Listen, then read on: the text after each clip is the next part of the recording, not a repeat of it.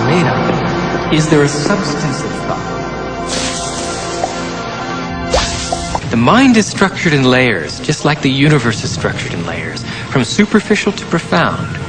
And if we use the mind at a very superficial level of ordinary thought, we have very limited power, very limited power. The brain is made up of tiny nerve cells called neurons. These neurons have tiny branches that reach out and connect to other neurons to form a neural net. Each place where they connect is integrated into a thought or a memory. Now, the brain builds up all its concepts by the law of associative memory. For example, ideas, thoughts, and feelings are all constructed and interconnected in this neural net, and all have a possible relationship with one another. The brain does not know the difference between what it sees in its environment and what it remembers, because the same specific neural nets are then firing.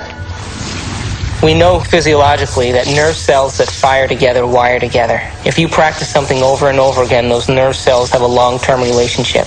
If you get angry on a daily basis, if you get frustrated on a daily basis, if you suffer on a daily basis, if you give reasons for the victimization in your life, you're rewiring and reintegrating that neural net on a daily basis, and that neural net now has a long-term relationship with all those other nerve cells called an identity.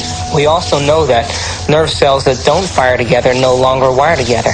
They lose their long-term relationship because every time we interrupt the thought process that produces a chemical response in the body, every time we interrupt it, those nerve cells that are connected to each other start breaking the long-term relationship. We are physically, chemically, emotional human beings. That's not a bad thing. It only becomes a limitation when we keep accessing those same emotions and those same attitudes on a daily basis and go nowhere in terms of our change or evolution in our life.